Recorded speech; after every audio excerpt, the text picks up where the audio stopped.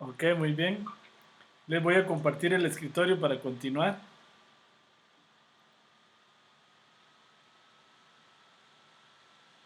Ok.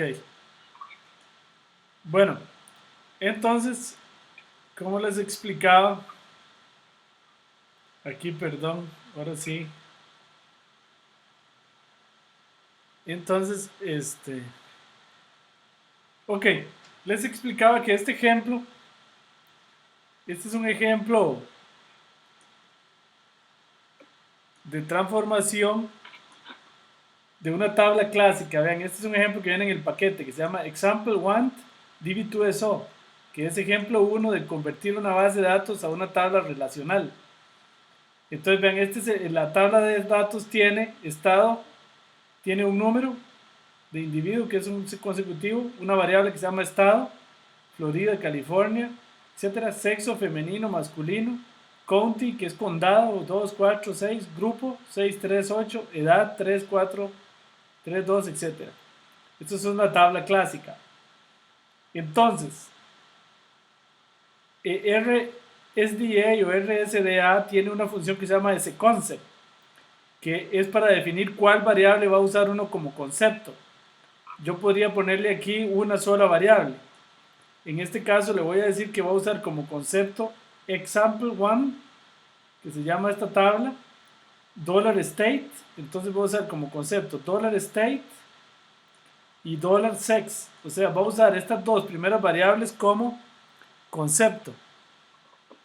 Es decir, va a construir un concepto Florida masculino, otro Florida femenino, California masculino, California femenino, y así sucesivamente. Luego le digo, esto me genera un concepto y me lo deja en concepto. ¿Alguna pregunta? Kulum, ¿tiene una pregunta? No, era el micrófono abierto. Bueno, entonces, luego de construir el concepto, le voy a decir, voy a construir la tabla simbólica. La tabla simbólica se construye con ese object. Eso me construye los objetos simbólicos. Le voy a decir que la primera variable, que la variable county, la voy a transformar en continua. Cuando transforma en continua, lo que hace es que pone el promedio. Busca todas las apariciones en aquí y las promedia. Por ejemplo, todas las de Florida masculino y las promedia. Ese intervalo, group, la va a transformar en tipo intervalo. Entonces busca el mínimo y el máximo. Y concepto la va a transformar age, edad, la va a transformar en un histograma. Eso es lo que quiere decir esto. Entonces esta es la nueva tabla simbólica. La primera es continua, la segunda es intervalo, la tercera es histograma. Por defecto él hace 10 categorías. No, por defecto hace todas las categorías que le aparezcan. Aquí las categorías que aparecen en todos son 3, 4, 6, 7, 9, 10 y 11. Es decir, toma esto como si fuera cualitativo.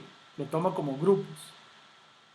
Como, como edad, no es la edad que tiene 3 años, sino es que pertenece al grupo 3, el grupo 4 y así sucesivamente. ¿Alguna pregunta hasta ahí?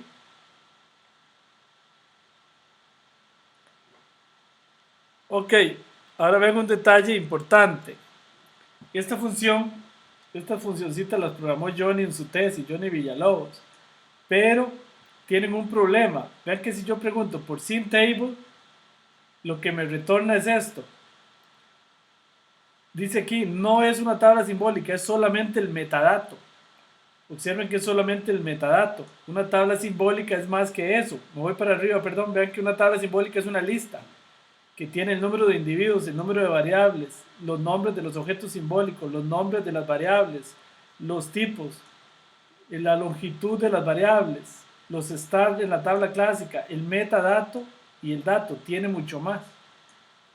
Entonces esto lo que hace nada más en realidad es construir el metadato. Entonces ahí tenemos un problemita serio. En realidad no construye la tabla simbólica sino el metadato. Para construirla, para convertirla en una tabla simbólica hay que hacer un truco un poco feo en el paquete. Y es, vean, ese metadato lo grabo con write table, como una tabla clásica. Este write table es el que graba en una tabla clásica. Entonces lo grabo en una tabla clásica. Luego lo leo con Read Symbolic Table.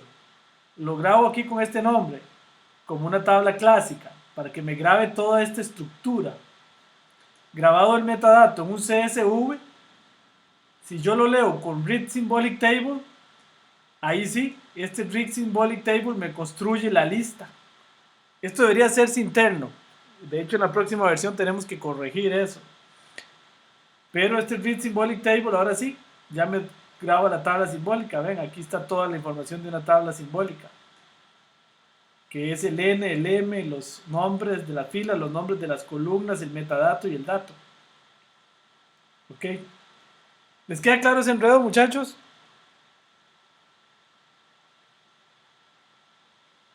Díganme algo ahí por el chat. Parece que tenemos eco otra vez.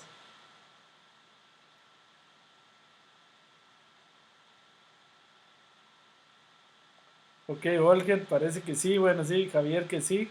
Muy bien.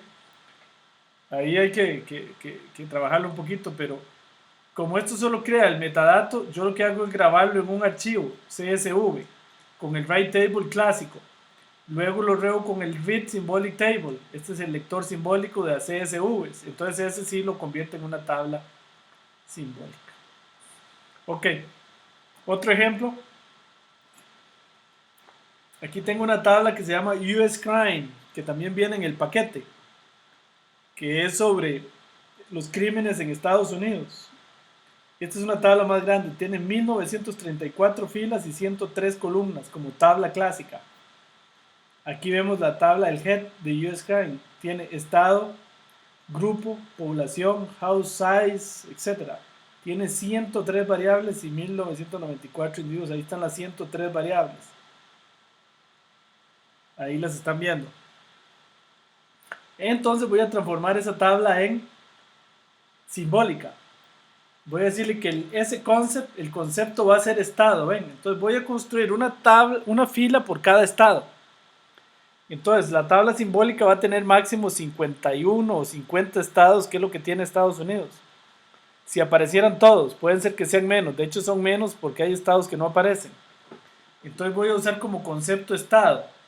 Que si me voy para arriba, perdón, acá es la primera columna de US Crime, que es estado. Ok.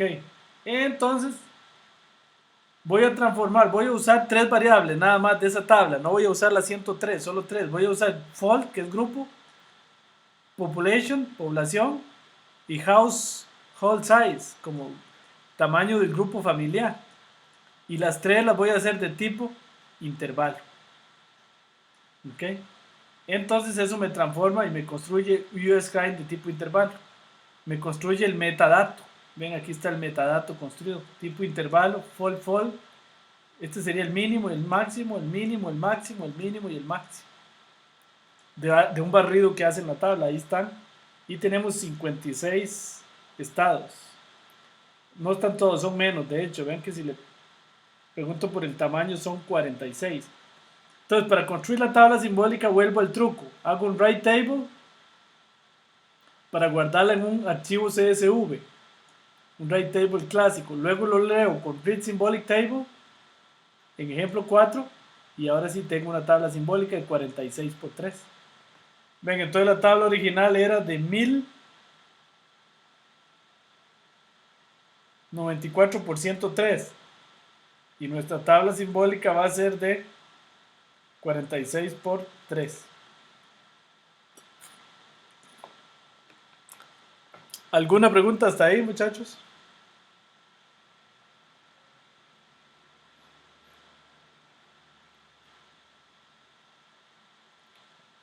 Bueno, ahora sí. Una vez que tengo una tabla simbólica, ¿qué puedo hacer sobre ella? Bueno, lo primero que podría hacer es calcular las estadísticas básicas.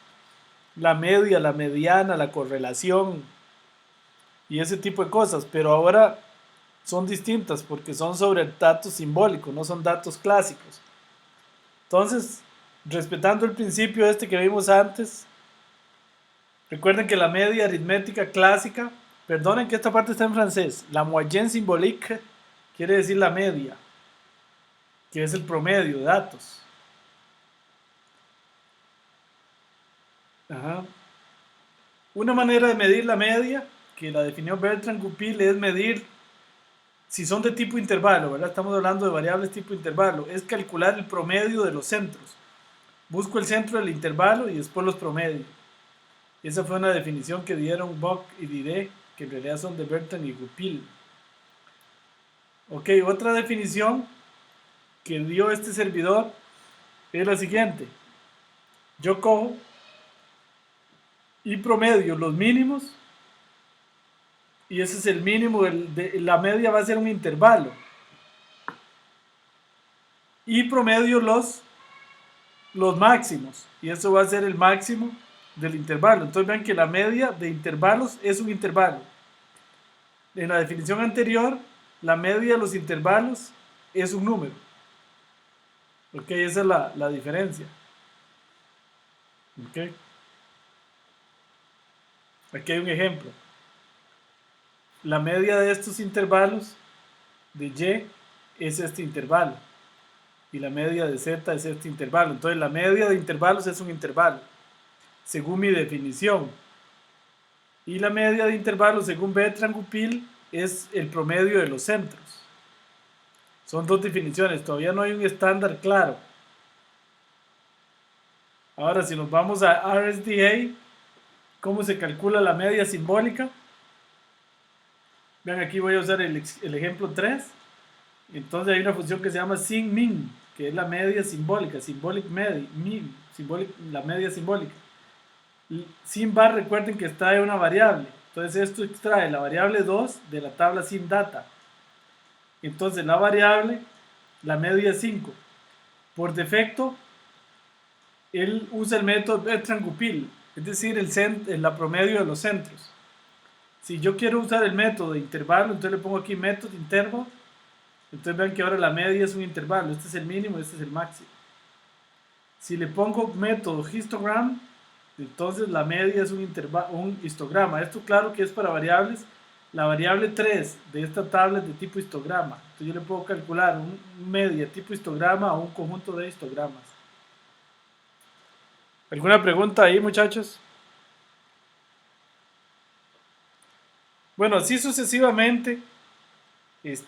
No les voy a pedir mucho que vamos a ir un poquito rápido porque la mediana simbólica. Yo la defino como la mediana de los mínimos, coma la mediana de los máximos. Así se calcula. También ellos definen más bien la mediana como la mediana de los centros. Entonces aquí está la mediana. El Eckart-Tip, esto quiere la varianza y el Eckart-Tip. La varianza, el Eckart-Tip es la varianza y la desviación estándar. Entonces, Lini Vilar definió la varianza con esta fórmula que está aquí, que tiene su razón de ser, pero sin importar mucho el detalle matemático, el punto es que como ella la definió es un número, esto es un número. ¿Okay? Entonces la varianza y la mediana de intervalos da un número, según esa definición. Según mi definición, esta definición más bien es, calcule todas las posibles varianzas entre elementos que están en estos intervalos, todas las posibles. Tome este mínimo y tome este máximo. Entonces la mínima varianza posible es la que va a la izquierda y la máxima varianza posible es la que va a la derecha. Y con raíz es la desviación estándar y sin raíz es la varianza. Como comprenderán, ese cálculo es pesado. ¿Okay? Hay una fórmula por ahí en mi tesis doctoral, yo doy un algoritmo para calcular esto, porque si no esto duraría infinitamente. Porque recuerden que los intervalos son infinitos, entonces esto es una infinidad de posibilidades. Aunque hay una forma de calcularla. Ahí hay unos ejemplos. La correlación simbólica. Recuerden que esta es la definición de la correlación clásica. Villard-Didé define la correlación de esta manera. Y también lo importante que entiendan, bueno, es el mismo sentido de la correlación. Para ellos la correlación de intervalos da un número. Yo defino la correlación, no se la voy a presentar, de manera de intervalos también. Pero es un algoritmo bastante complejo, que no nos daría tiempo de verlo. Entonces, yendo al paquete, igual yo puedo calcular la mediana simbólica de tipo numérico, como la define Lini Vilar, o de tipo intervalo, o de tipo histograma, si uno le pasa el método. Por defecto, él usa las definiciones de Vilar, que son las más aceptadas. La desviación estándar también. Si no se le pone aquí el método, calcula un número, y si se le pone el método, calcula un intervalo o un histograma. Ok, aquí vienen más ejemplos. La correlación simbólica, hay varios métodos. SimCore calcula la correlación. Está el método de centros, que es la correlación entre los centros. Entonces da un número. Hay otro método que es de Vilar, que también da un número, pero no da lo mismo. Es otra definición de correlación. Hay un método para hacerlo de tipo intervalo, pero no está programado todavía en el paquete RSDA. Esperamos que en la próxima versión sí esté. ¿Ok? ¿Alguna pregunta?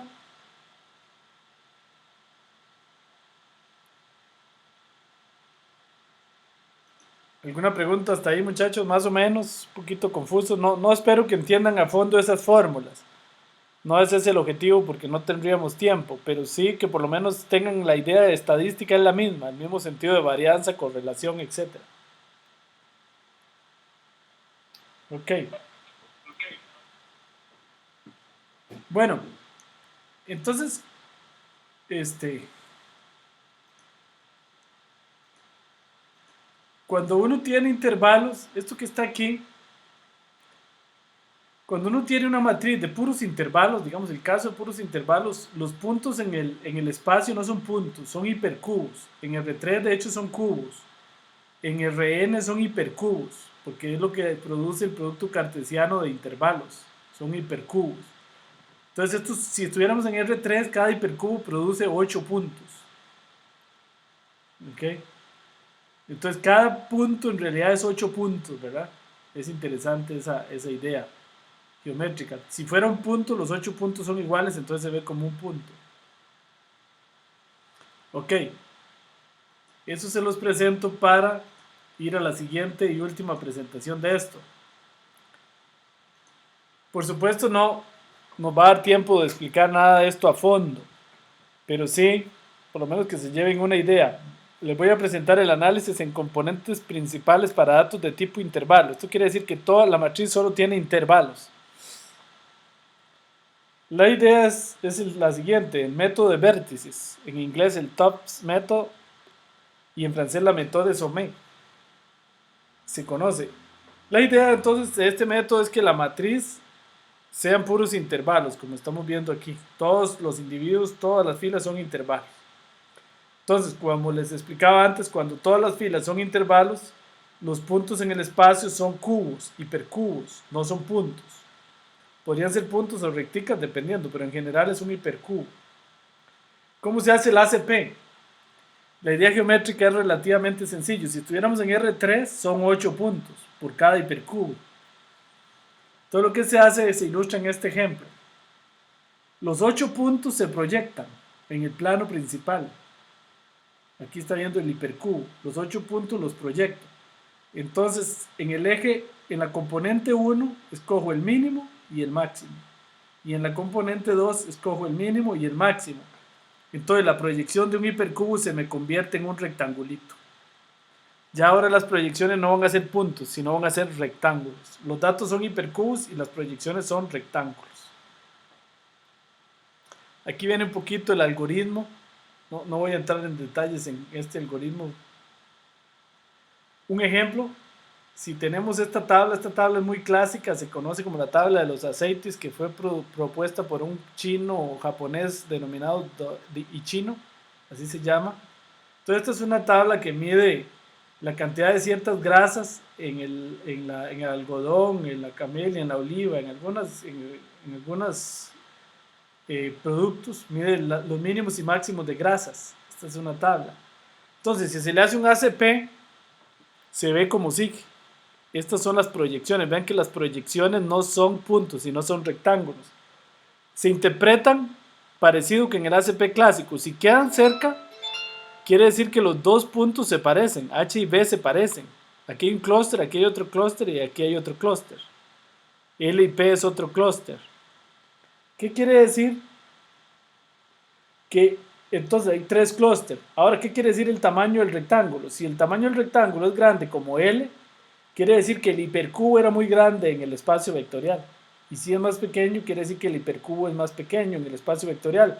Es decir, este L tiene mucha variabilidad en la tabla de datos, mientras que este P tiene menos variabilidad. Entonces aquí se interpretan tres cosas. Se interpreta lo mismo que en el caso clásico, pero se interpreta el tamaño de la proyección. Entre más grande, quiere decir que había más variabilidad en la tabla clásica, en los datos, para ese concepto. Y entre más pequeño, quiere decir que había menor variabilidad. Ok, el método de los centros es similar, nada más que lo que se hace es que se proyectan los centros como un ACP clásico, los centros de los intervalos. Se proyectan el centro y luego se proyectan las esquinas en suplementario. Ese método da parecido. La ventaja que tiene es que computacionalmente es mucho más bueno, es mucho más rápido. Este es un artículo clásico del profesor Didé, Chakria, Kass y Checkman, que fueron los que propusieron ese método en 1997. Ellos sí tenían un problemita, que hacían el círculo, el plano principal, así. Sin embargo, este es el círculo de correlaciones. Aunque lo dibujaban en un cuadrado, el punto es que lo hacían clásico, dibujaban flechitas. Entonces, raro, este tiene variabilidad y este no. Entonces, este servidor, en un artículo que se denominó The Dualité Problem in Interval Principal Components Analysis, propuso que el círculo de correlaciones debería ser como este que están viendo aquí. En realidad la flecha no es una flecha, sino es un rayo, un segmento. O sea que el ángulo tiene una posible variabilidad. Es decir, por ejemplo, les voy a explicar aquí la idea del método. Bueno, ellos descubrieron estas ecuaciones matemáticas para proyectar los hipercubos en rectángulos. Este es el mínimo, este es el máximo. Este servidor descubrió este teorema, que es debido a mi persona en el año 1999, que se demuestra cómo se calcula la correlación mínima y cómo se calcula la correlación máxima usando estas sumatorias un toque complejas. Pero bueno, no se preocupen, en el fondo esto es lo que hace la correlación mínima y la correlación máxima posible. Entonces la proyección se ve así. Este es el ángulo máximo y este sería el ángulo mínimo. Entonces, por ejemplo, para el caso de los oils, perdón, aquí les voy a explicar en el siguiente aquí. Ahí. Es donde quiero llegar. Quiere decir que la correlación, por ejemplo, aquí, entre la variable Fre, que es la roja, y Sap, que es la azul, puede variar esto. O sea que aquí, si fuera desde aquí hasta aquí, habría una correlación débil. Pero también podría ser ahí. Es decir, que la correlación entre esas dos variables varía entre fuerte y medianamente fuerte. Digamos, entre esto y esto es la posible variación de la correlación. Entonces, para mí esto sí ha sido muy aceptado en la comunidad internacional, que el círculo de correlaciones debe verse con correlaciones variables y no con correlaciones fijas, porque en los datos hay variabilidad. Entonces la correlación no puede ser exacta, un número, sino es un intervalo. O sea que la correlación va a variar. En este caso, entre esas dos variables, la correlación variaría entre este ángulo, que sería el máximo, este ángulo que sería el máximo, y este ángulo que sería el mínimo. O sea que la correlación entre esas dos variables es un intervalo. Ok. Bueno. Eso entonces, ya para terminar, en el sistema RSDA, aquí tengo el ejemplo de la base de datos OILS del profesor Ichino. Aquí tiene 8 individuos, 4 variables. Estos son los nombres de los objetos simbólicos o de las filas. Estos son los nombres de las variables. Los tipos de variables, todas son intervalos. Las longitudes, todas son 2, mínimo y máximo. Los stars de las variables, el metadato y el dato. Entonces, ¿cómo se hace un ACP simbólico? Bueno, el paquete RSDA tiene esta función, Symbol Interval PCA. Recibe la tabla y recibe el método. En este caso va a usar el método de centros. Entonces, una vez hecho el PCA, el resultado queda en resultado. Y aquí llamo async scatter plot, que es como un scatter plot pero simbólico. Con la componente principal, ven, esta es la sync components, la número 1, y la componente principal número 2, labels en true. Los títulos, esto funciona más o menos igual que un scatter plot de un ACP clásico, pero recibe tablas de tipo intervalo. Entonces esta es la gráfica del ACP. Quedó rotado respecto al que vimos antes, pero es lo mismo. Aquí están los 3 clusters y los 3 tamaños. Y aquí está aquí está el scatter plot, pero en 3D, que también lo hace el paquete. Estamos viendo una proyección de los hipercubos en R3. Ellos estaban en R5 y pasaron aquí a R3. Aquí está también el scatter plot, pero usando ggplot. Aquí lo estamos viendo. Esa función del paquete RSDA en el fondo usa ggplot. Y el círculo de correlaciones, que se hace con sim circle plot y recibe el res dollar prints correlation y hace el círculo de correlación. Ok. También yo le puedo aplicar una tabla de tipo intervalo, el método clásico, ¿ven? Entonces esto es lo que, si le pongo aquí classic a oils, lo que hace es hacer un ACP clásico sobre los centros, véanlo aquí. Este es el ACP clásico. Queda parecido, pero no proyecta los rectángulos, las dimensiones de los rectángulos. Y entonces en ese caso también hace un círculo de correlaciones clásico. Eso si yo le pongo aquí la opción Classic, que haga un ACP clásico, en lugar de como le puse aquí arriba, que haga de tipo centers. Ok. ¿Alguna pregunta, muchachos? Aquí hay otro ejemplo de ACP con la tabla LINI 2. Este es otro ejemplo que viene en el paquete. Así se ve la proyección. Así se ve en 3D. Ya les va a llegar. Ahí está en 3D. Ahí está con ggplot. Y ahí está el círculo de correlaciones de las 3 variables. Por ejemplo, esta variable se correlaciona negativamente con la azul y fuerte. La correlación con la roja, pero negativamente, no es clara. La correlación entre la roja y azul varía entre fuerte positiva y medianamente fuerte positiva. Ok, aquí hay otro ejemplo con US Crime. Aquí está la tabla clásica. La transformo en simbólica. Me da el metadato. La guardo en un archivo. La vuelvo a leer para hacerla simbólica con read symbolic table. Y ahora sí, esta es de puros intervalos. Entonces le puedo aplicar un ACP. Vean el ACP. Casi que no se ve nada ahí. Para poder interpretar hay que sacar un buen rato para interpretar eso. Pero estos son los individuos. Lo que pasa es que todos son como muy grandes. Hay mucha variabilidad. Y aquí está en 3 dimensiones. Aquí está usando ggplot. Y ahí está el círculo de correlaciones.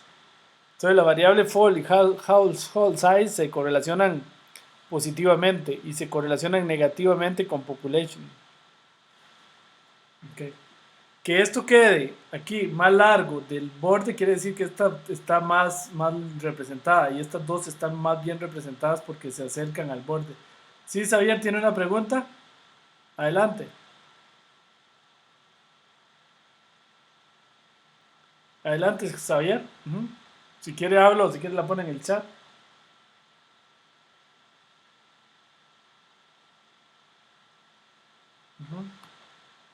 Pregunta, no le escucho.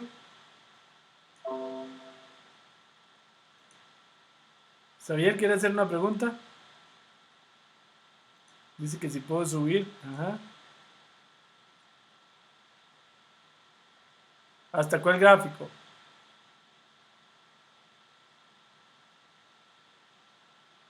Ahí, ajá.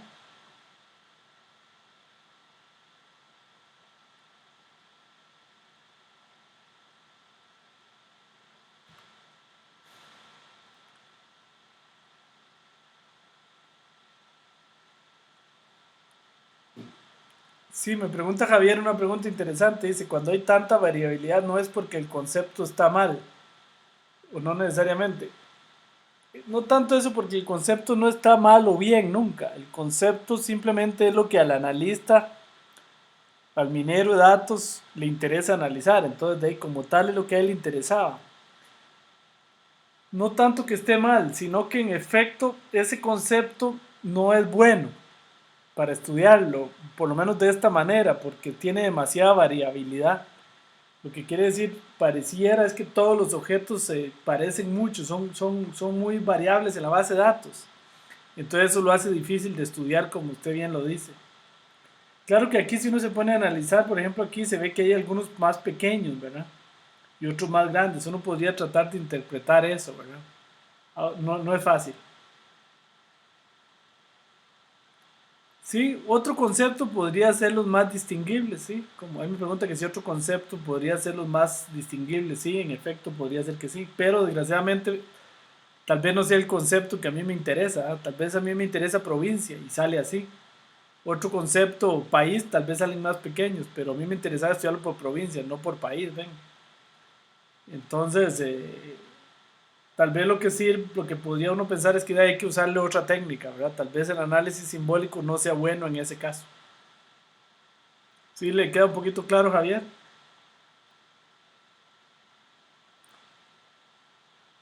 Ok, para terminar, cuando una tabla como el ejemplo 7 es de puros histogramas, bueno, podría tener intervalos y números también, pero por ejemplo este que son puros histogramas, bueno, no, aquí hay continuas, histogramas, intervalos. Por cierto, en una tabla de intervalos podrían haber continuas, porque una variable continua es un intervalo con el mínimo y el máximo igual, entonces se puede. De hecho, uno puede hacer un ACP de intervalos con una tabla clásica, nada más que todos los toma como intervalos con el mínimo igual al máximo. Bueno, si en una tabla hay histogramas como en esta, entonces se aplica el ACP de histogramas. No les voy a explicar porque eso llevaría una semana entera explicarlo, pero bueno, lo que sí le puedo decir es que se corre con sin histogram PCA. Si yo le aplico sin histogram PCA a example 7, que es este que tiene histogramas, entonces este es el gráfico. Cada rectángulo de este que tiene como rectangulitos adentro es la proyección de un intervalo. Pero bueno, no es mi intención explicarles eso, sería imposible, ¿verdad? En el tiempo que tenemos. La idea de la clase de hoy es darles a ustedes como una pincelada, que se lleven una idea. Por si les sale una tabla de tipo histograma que tiene histogramas, entonces le aplican esta función, sin histogram PCA. Si solo tiene intervalos, le aplican sin interval PCA. Si tiene solo continuos e intervalos, sin interval PCA. Si tiene solo continuos, intervalos o histogramas, sin histogram PCA, que es el ACP más general de todos. Entonces, les queda más o menos claro. Por supuesto, la idea, muchachos, no es que entiendan esto a fondo, sino que se lleven como un panorama general de qué se trata y por lo menos puedan aplicarlo en RSDA, y que por lo menos entiendan dónde y cómo se construyen las tablas. Ese era el objetivo. ¿Alguna pregunta?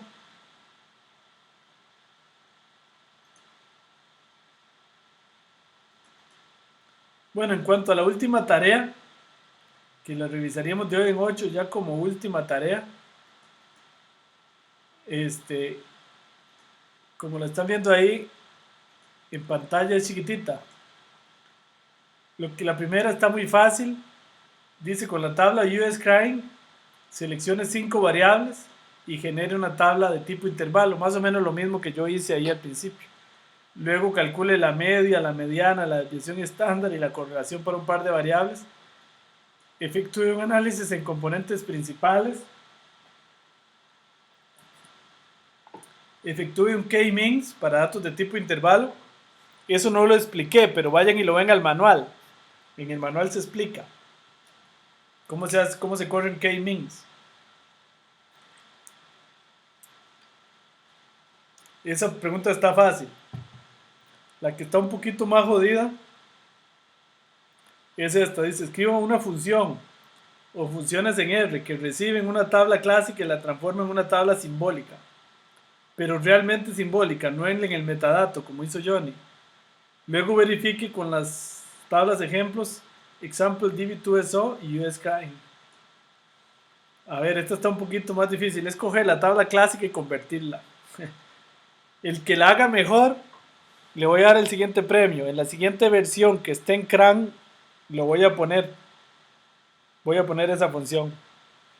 Con los derechos de autor y todos reconocidos ahí como debe ser. Luego elija una tabla de datos clásica propia, que no haya sido usada ni en la tarea ni en RSDA. Y haga lo siguiente, transfórmela en simbólica con su propio programa y con RSDA. Compare los resultados. Efectúe un ACP de tipo histograma, intervalo o histograma según corresponda. ¿Ok? Entonces, a quien haga la mejor función o funciones, en la próxima versión del paquete voy a incluir esa versión. Tal vez con algunas modificaciones que yo le haga porque tiene que cumplir una serie de estándares que establece el CRAN, ¿verdad? Para poder subirse. No es cualquier función la que se sube, tiene que estar optimizada y una serie de cosas. Pero el grupo que haga la mejor función, la vamos a subir en la próxima versión del paquete. ¿Alguna pregunta, muchachos? ¿Algún comentario?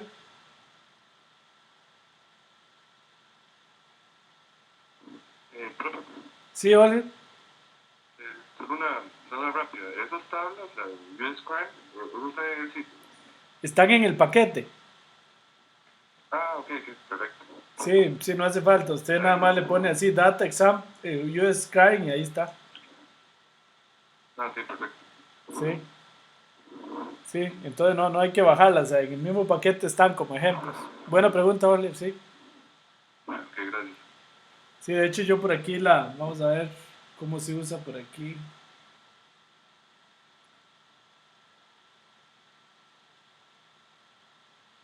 Aquí está.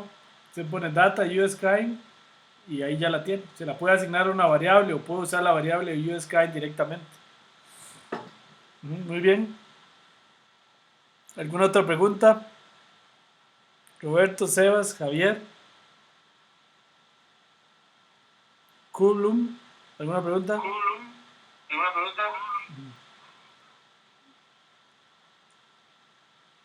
Ajá, Roberto me pregunta que si la tabla propia puede ser cualquiera, no tiene que ser una de las que venimos usando, no, puede ser cualquier tabla, cualquiera, la que ustedes vean de cualquier tamaño, como quieran, que ustedes vean que les funciona para hacer esa transformación. Ojalá no tan pequeña, sino una tabla medianita ahí, pero que ustedes vean que se les adapta. Cualquier tabla que usaron en este curso, en el curso anterior o una nueva. Buena pregunta, Roberto, sí, cualquier tabla.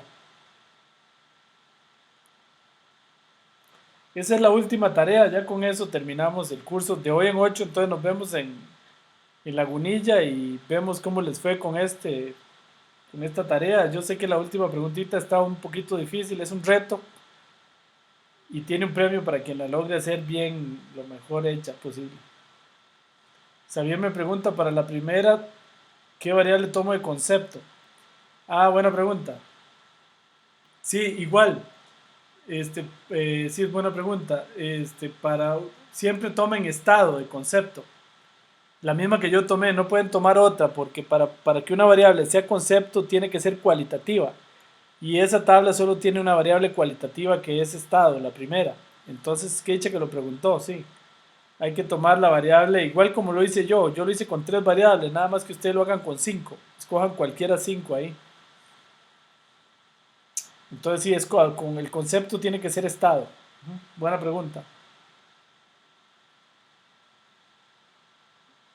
¿Alguna otra pregunta, muchachos?